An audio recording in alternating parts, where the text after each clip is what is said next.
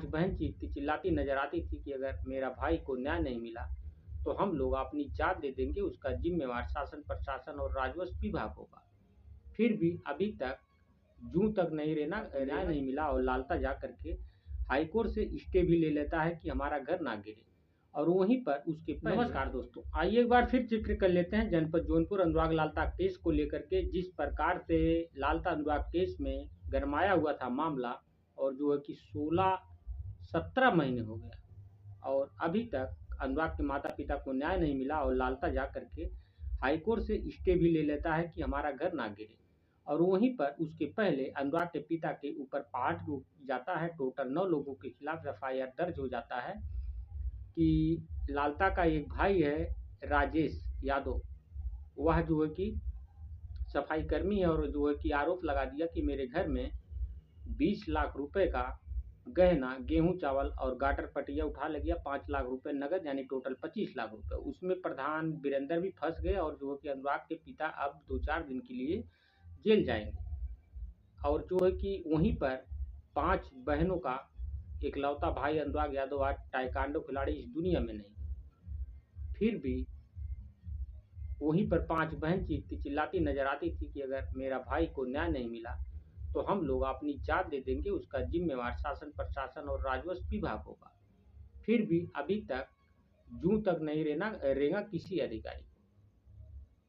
और वहीं पर सत्यवीर वकील चीखते और चिल्लाते भी नजर आते थे कि जिस प्रकार से अनुराग हत्याकांड मामले में आदेश हुआ है और जो है कि लालता के घर पर बाबा का बुलडोजर नहीं चल रहा है, उसको लगता है कि समय दिया जा रहा है और जो कि कुछ और करेगा वह कांड, और कर दिया वह कांड कि जो है कि आपने घर का स्टे ले लिया हाई कोर्ट से। अब उसके घर को कोई गिरा नहीं सकता, यानी बाबा का बुलडोजर में पावर नहीं कि लालता के घर को गिरा दे। आप लोग को क्या लगता है कि जिस प्रकार से अनुराग हत्याकांड मामला चर्चा का विषय बना हुआ था और लालता के घर पर बाबा का बुलडोजर नहीं चल पा रहा था, क्या चल पाएगा या नहीं चल पाएगा? आज उस माँ से पूछिए जो माँ अपने बेटे को 9 महीना पेट में पालने के बाद अगर उसी माँ के सामने अगर बेटे का गर्दन कोई तलवार से काट दे और माँ के गोद में गिरे तो उस माँ के ऊपर क्या बीतेगा, उस पिता के ऊपर क्या बीतेगा, वह 5 बहन जो अपनी भाई की कलाई में राखी बांधते थी उनके ऊपर क्या बीतेगा। अब आप लोग समझ सकते हैं।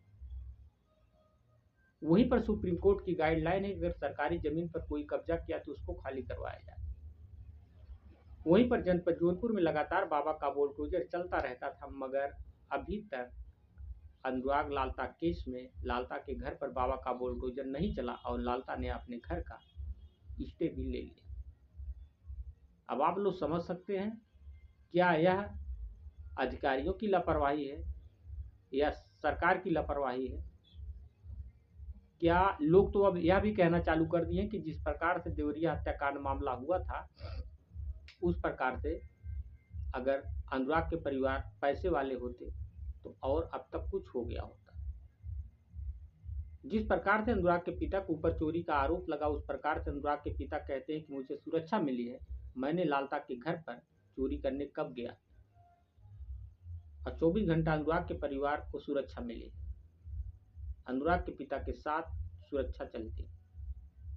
अब आप लोग समझ सकते हैं। वहीं पर प्रधान वीरेंद्र कहते हैं कि अनुराग लालता केस में मैं 20 मुकदमा हो गया, उसके पहले मेरे ऊपर 12 मुकदमा था, मुझे जो फंसाया है वह सोच रहा था कि अनुराग के पिता का मैं साथ छोड़ दूंगा तो जो है मेरा पीछा छोड़ देगा, मगर मैं अनुराग के माता पिता के साथ कंधे से कंधा मिला करके चलूंगा, मैं डरने वाला नहीं।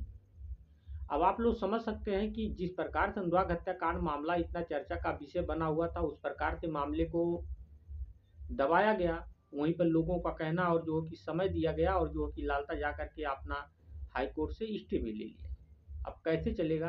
क्या यही है हमारे भारत में देश? कानून ऐसे ही चलेगा? किसी की हत्या हो जाए और सरकारी जमीन पर कब्जा करने के बाद भी वह घर न गिरे आदेश होने के बाद? यही है बाबा की सरकार? जिस प्रकार से बाबा कहते हैं, क्या यही है बाबा की सरकार? आप लोग समझ सकते हैं जिस प्रकार से अनुराग हत्याकांड मामला चर्चा का विषय बना हुआ था उस प्रकार से अनुराग हत्याकांड मामले को दाबा गया और अनुराग हत्याकांड मामले में नहीं चल पाया, बाबा का बोल्ट हो जाए।